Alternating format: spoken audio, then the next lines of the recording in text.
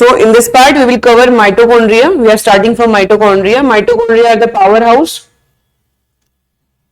Mitochondria का number एक cell में कितना होगा वो डिपेंड करेगा कि सेल जो है वो कितना मेटाबॉलिकली एक्टिव है, कितना ज्यादा उसमें रिएक्शन रेट है। जितना ज्यादा रिएक्शन रेट रहेगा उतना ज्यादा नंबर ऑफ माइटोकॉन्ड्रिया रहेगा। दूसरी अच्छी बात यहाँ पे क्या है, माइटोकॉन्ड्रिया का नंबर एक सेल बढ़ा सकता है। माइटोकॉन्ड्रिया अपने आप को रिप्रोड्यूस कर सकता है बाय बाइनरी फिजन, जैसे अमीबा करता है। अमीबा 1 से 2, 2 से 4 बना लेता है। तो जैसे ही एक सेल को ज्यादा एक्टिविटी की नीड है, माइटोकॉन्ड्रिया का नंबर वो बढ़ा सकता है, right. So mitochondria is also double membranous structure, 2 membrane present है। आउटर मेम्ब्रेन कॉन्टिन्यूअस रहेगी, इनर मेम्ब्रेन इनफोल्डिंग्स बनाएगी। क्या बनाएगी? इनफोल्डिंग्स, कुछ इस तरह से। ये इनफोल्डिंग से बनते हैं क्रिस्टे। क्या बनते हैं? Cristae, right. चलो पढ़ते हैं इसको। माइटोकॉन्ड्रिया अनलेस स्पेसिफिकली स्टेन, जब तक आप इसको स्टेन नहीं करोगे it is not visible under microscope. इसको स्टेन करने के बाद ही आप माइटोकॉन्ड्रिया देख सकते हो माइक्रोस्कोप के अंदर। नंबर ऑफ माइटोकॉन्ड्रिया पर सेल वेरिएबल है, डिपेंड करेगा फिजियोलॉजिकल नीड के ऊपर, एक्टिविटी के ऊपर। In terms of shape and size, इसकी बहुत सारी शेप्स और साइज हो सकते हैं। टिपिकली रहता है सॉसेज शेप्ड या फिर सिलिंड्रिकल शेप, ज्यादातर ये दिखाई देगा आपको। डायमीटर की बात करें 0.2 to 1 माइक्रोमीटर इसका डायमीटर रहता है, और इसकी एवरेज डायमीटर निकालने तो हम 0.5 हो जाएगा। लेंथ की बात करें 1 to 4.1 माइक्रोमीटर इन लेंथ। हर माइटोकॉन्ड्रिया डबल मेम्ब्रेनस स्ट्रक्चर है, जैसा कि आप लोगों को बताया। Outer membrane is continuous, inner membrane forming the infoldings, cristae form कर रही हैं। ये आउटर मेम्ब्रेन है, this one is inner membrane. Membrane के बीच में स्पेस, आउटर और इनर मेम्ब्रेन के बीच में space is known as inter membrane space. Inter membrane जो अंदर की मेम्ब्रेन है उसके अंदर होता है मैट्रिक्स। क्या होगा? मैट्रिक्स। ये जो फिंगर लाइक प्रोजेक्शंस बन चुकी हैं इसको बोलते हैं क्रिस्टा। क्या बोलेंगे? Crysta.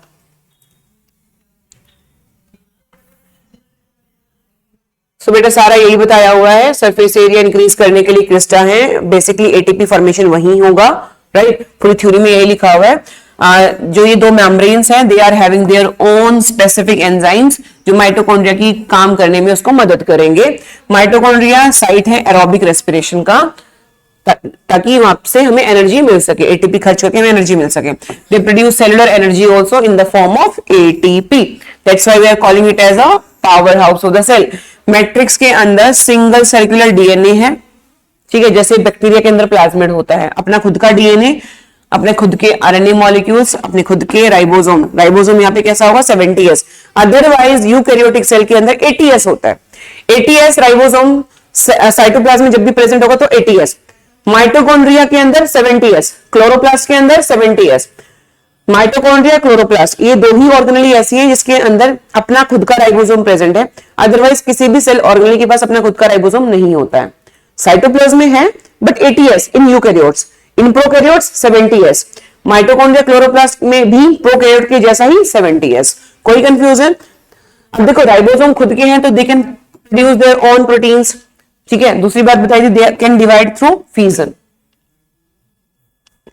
Next is plastid, they are only present in plant cell या फिर यूग्लिनोइड्स। कहां मिलेंगे?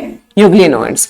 इजिली ऑब्जर्व कर सकते हैं माइक्रोस्कोप के अंदर, क्योंकि प्लास्टिड्स अधिकतर कलर वाले होते हैं, पिगमेंट्स इनमें प्रेजेंट होते हैं।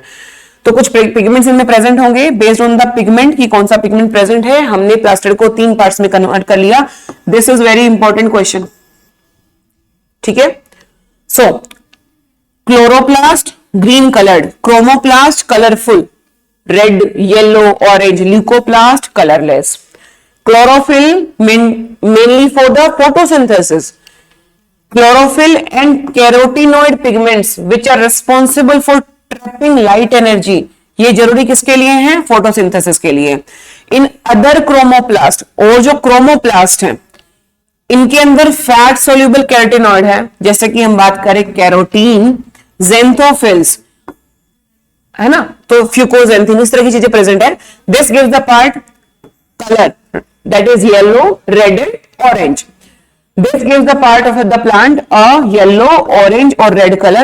Leucoplast की बात करूं, they are the colorless plastids. ये बेसिकली न्यूट्रिएंट्स को स्टोर करने के लिए है। जैसे कि हम बताएं amyloplast is a type of leucoplast, ये स्टोर करता है कार्ब्स, स्टार्च, पोटैटो, एग्जाम्पल आ गया यहाँ पे। एलियोप्लास्ट ये स्टोर करता है ऑयल्स, फैट्स। एक होता है एल्यूरोप्लास्ट, क्या होता है एल्यूरोप्लास्ट, एल्यूरोप्लास्ट क्या स्टोर करेगा प्रोटीन्स, ठीक है।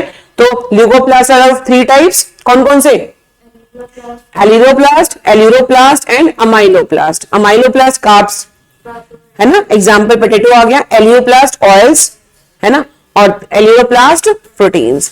Next, majority of chloroplast are of the green plants found to be in the mesophyll cells. अधिकतर जो है मीजोफिल सेल में ही क्लोरोप्लास्ट है।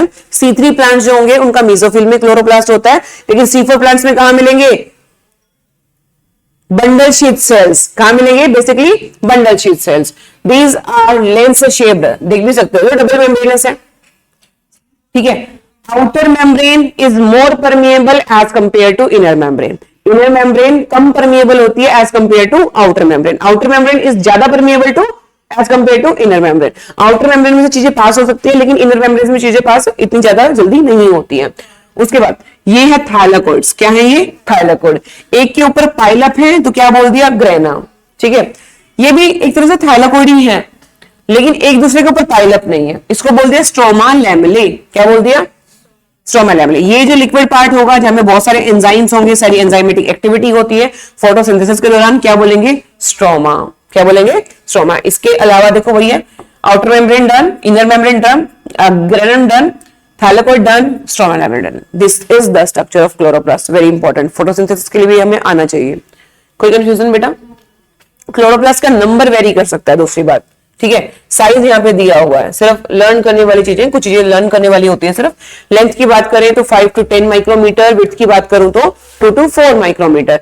नंबर वेरी करेगा। क्लेमाइडोमोनास के अंदर एक सेल में एक क्लोरोप्लास्ट है ना, लेकिन मेसोफिल सेल्स में देखो, जैसे कि ग्रीन एल्गा में 20 to 40 पर सेल क्लोरोप्लास्ट आपको यहाँ पे देखने को मिलेंगे।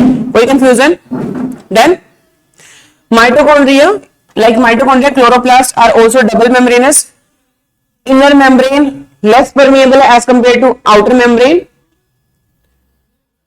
Space limited by the inner membrane in the chloroplast is known as stroma. Thylakoid देख लिया हमने, वही सब चीजें लिखी हुई है। इसका कोई खुद का राइबोसोम होता है, वो भी कैसा रहेगा 70S, अदरवाइज कैसा होता है 80S। तो क्लोरोप्लास्ट और माइटोकॉन्ड्रिया में जो राइबोसोम्स हैं, दे आर ऑफ 70S। कोई confusion? Then, so 2 main organelles in this part we have covered. Number 1 is mitochondria, number 2 is plastid. दोनों ही बहुत ज्यादा इंपॉर्टेंट है यहाँ पर।